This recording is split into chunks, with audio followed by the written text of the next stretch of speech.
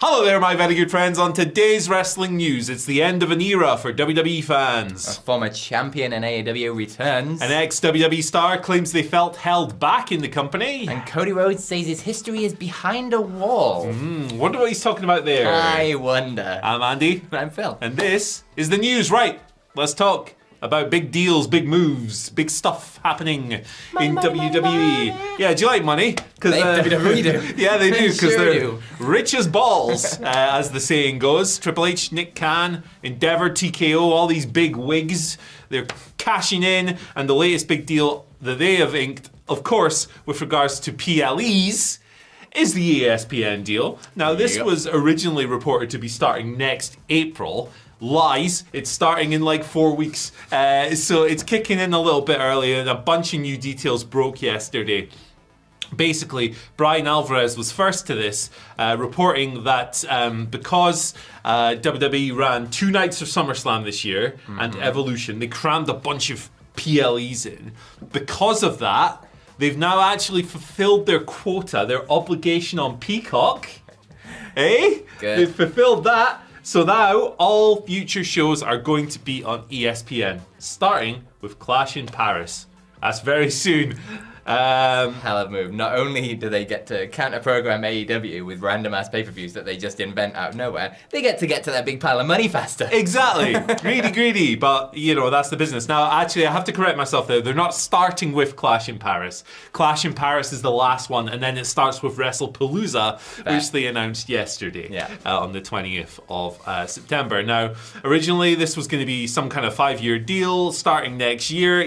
No, now it's starting earlier. Now WrestlePalooza apparently is going to have Cena versus Lesnar on there, and a bunch of other people. Cody's on the show, apparently facing Drew McIntyre, according to PW Insider. That starts at 7 p.m. Eastern. It is going head-to-head with AEW All Out. Shocking. It's funny how this keeps happening, isn't it? It's just a coincidence. It's just... it's just one of them things, isn't it? Now, the big talking point, if you're there's a quote from a WWE higher up to Dave Meltzer here, who has said that pulling this forward, that is the reason we did so many PLEs this year. So bring that deal forward. Makes sense. Get that 1.3 billion or whatever it's worth. It's a pretty interesting situation. Obviously, the big talking point, if you are a USA wrestling fan, is that there's a good chance your life just got a whole lot more expensive. This new, I believe it's $29.99, the subscription for this platform. So obviously, that's a big jump depending on the Peacock package you were on for PLEs. Now, this subscription is covered on some cable carriers. If you have ESPN already, the existing ESPN subscription will cover this, but only on some cable carriers. There's only like 4 or 5 of them. So some people will still get it they won't pay more. A bunch of other people will pay about $30 a month extra. It all depends on your cable package. It's like if you are in the UK and you're trying to watch football, every game you're paying something like $150 a month. Wrestling is going the same way. In the US. Good. I won't even pretend to understand how American TV markets work, because it's all over the goddamn shop.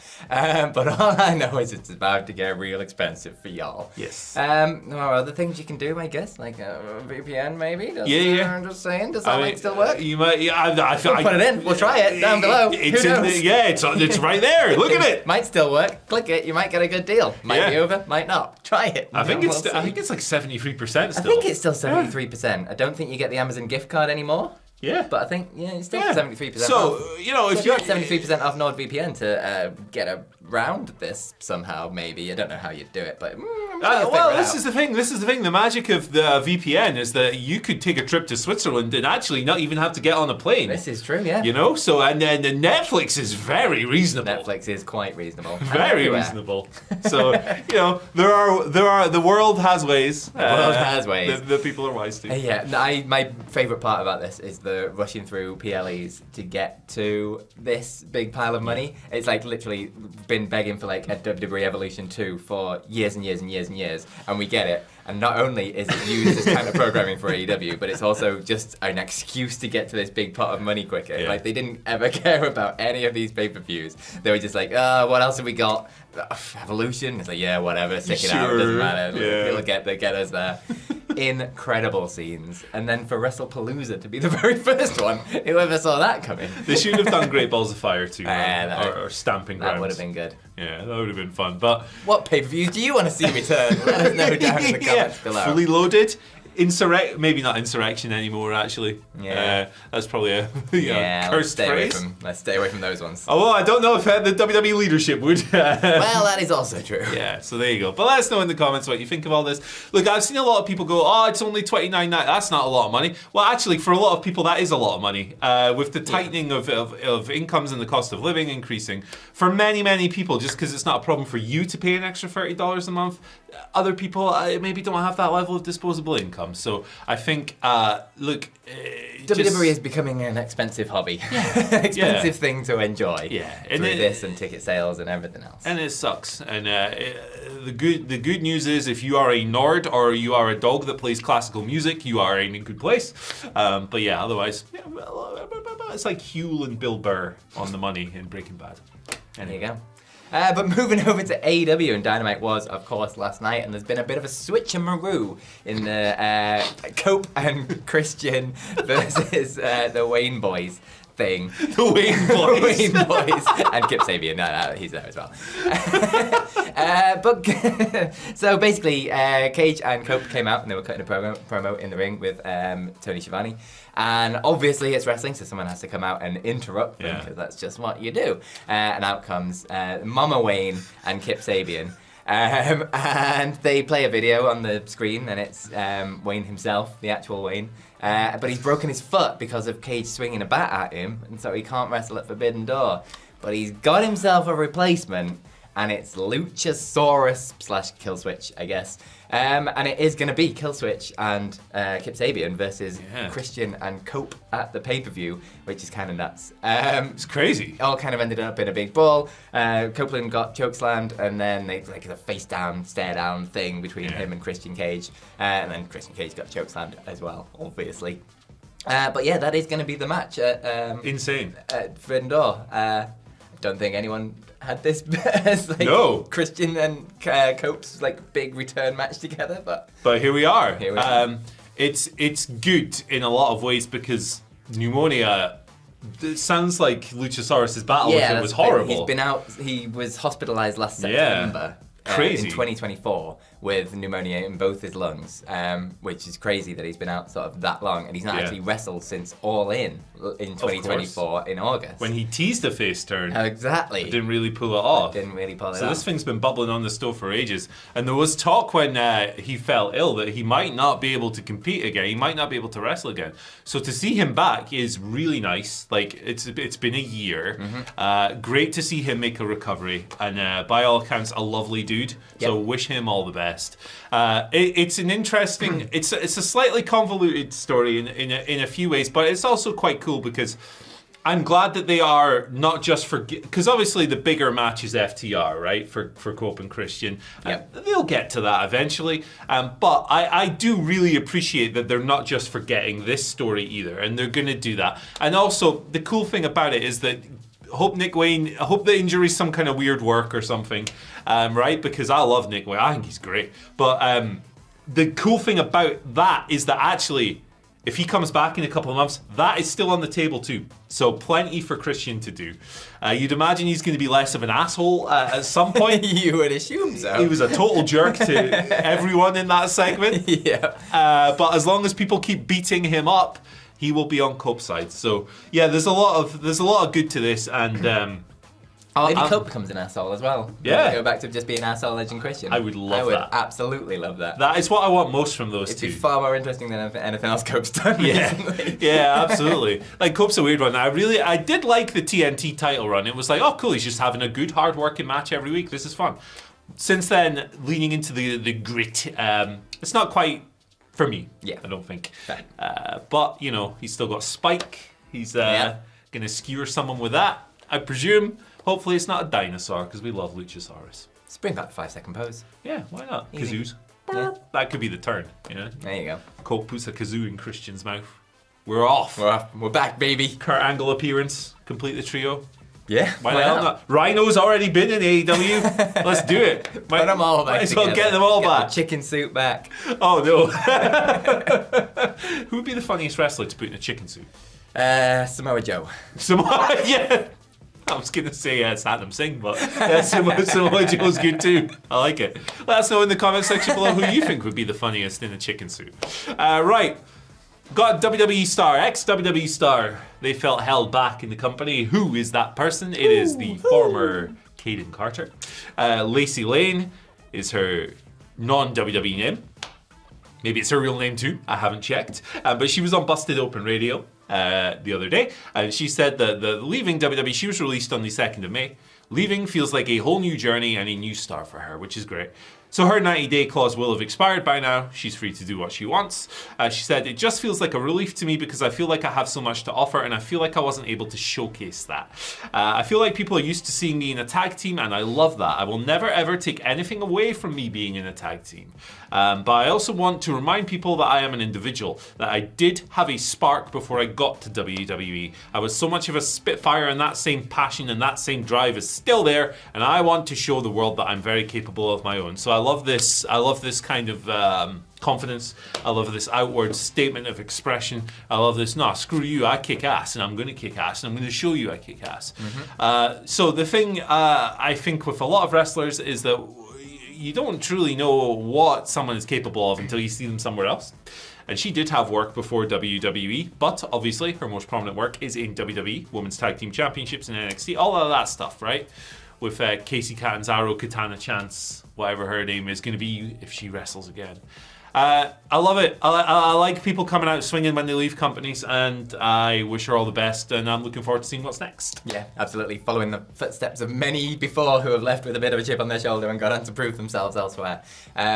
It's one of those things, they had such a weird run in WWE, really. It was so stop-start and kind of all over the place, and then all of a sudden, oh, they're back, and then, oh, they're tag champions, and then, oh, they disappeared again. Yeah. It was so bizarre. They never really got a chance to showcase who they are as personalities in any way, shape, or form, and kind just of danced. just got pigeonholed into that kind of. Oh, they're just the people who come out and it's like trance music and they dance a bit and then they leave. That was kind of, it was just pigeonholed into that, and they came out for 2 minutes and disappeared again. So yeah, never really got any chance to show who they are personality-wise, show a bit more of what they can do in the ring or anything like that. So it's just one of those things where you leave and then you get an opportunity somewhere, and if you grasp it with both hands and don't let it go, you can sort of prove yourself elsewhere and end up working your way back, or working your way up to an AEW, or working your way anywhere else. It doesn't really matter, but just a different place to shine outside of what WWE has pigeonholed you as. Yeah, absolutely. So like I think there's lots of directions people can take their careers when they leave a major promotion. Some people choose not to wrestle again. Some people find completely new leases of life and just absolutely smash it. And then like some people, like Jinder Mahal's probably a good example of this. He's come out of WWE and he picks and chooses his spots and he only does certain things and all of that stuff. So I always think it's really fascinating to see the trajectory that people go in. Ultimately, the US indie scene, it might not be as prominent as it once was. You don't have people like Zack Sabre Jr. and Chris Hero and the likes, these huge super indies are not quite as super as they once were. Because everyone gets signed in like 5 minutes, Yeah. but there are great talents out there to work with, and I'm looking forward to maybe seeing her go up against people like Nicole Matthews and Dani Luna, some of my favorites on the scene. So good luck. I love it. I love the confidence. I love the gumption. Hell yeah. Is that the word? Yeah, Gumption. that'll do. Speaking of gumption, Cody Rhodes, he has plenty of gumption. Oh boy. He's not afraid to leave places and just go off and do his own thing. Multiple times. Yeah. But he has been talking, and he was on...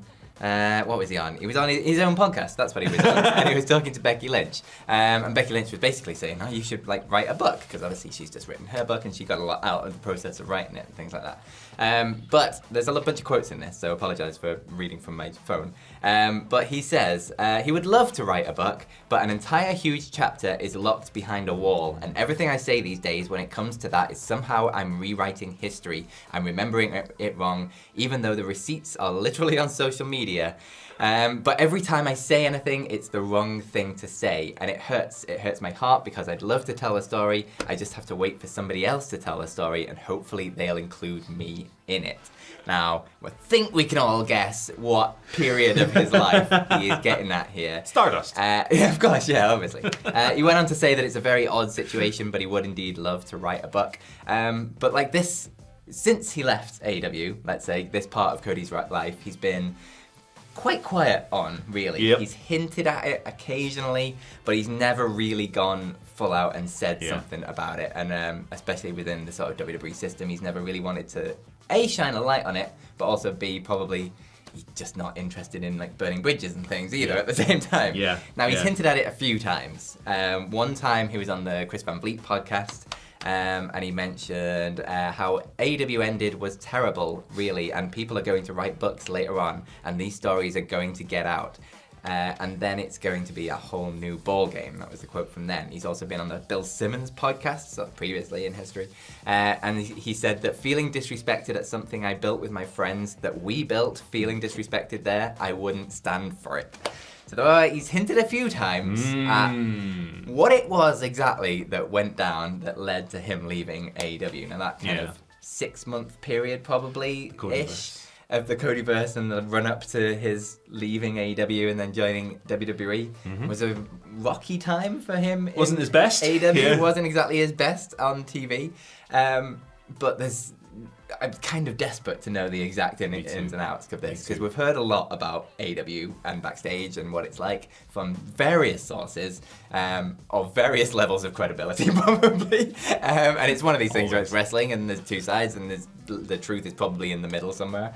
And we might not ever see it. Yeah, I know. It's wrestling. It's crazy. But I'm desperate to know. It's crazy. There's word on the street or word on the sheets, shall we say, is that there's some kind of agreement between Tony Khan and Cody to not talk about the circumstances. Whether or not that is like a NDA or just like a handshake agreement, we don't know.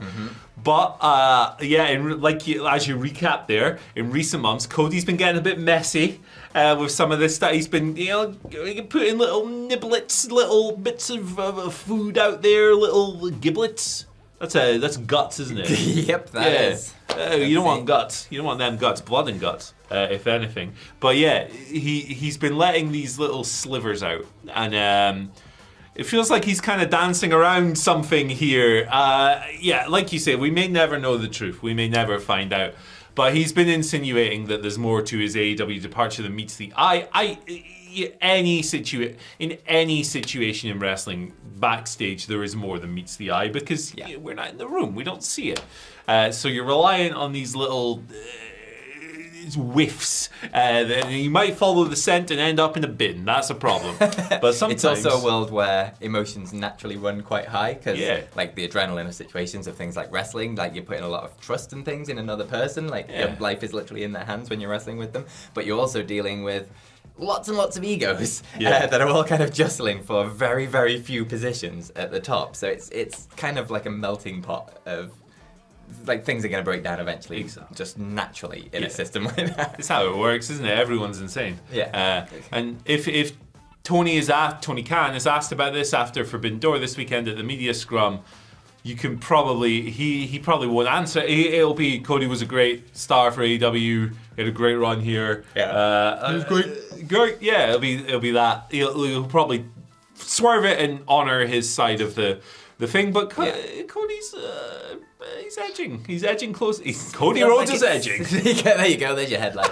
Feels like it's beginning to slip, doesn't it? And it's like at some point, some of this is going to come out from one side of the story, and then the other side of the story will come out, and then it'll all just be a sort of avalanche of stuff from there.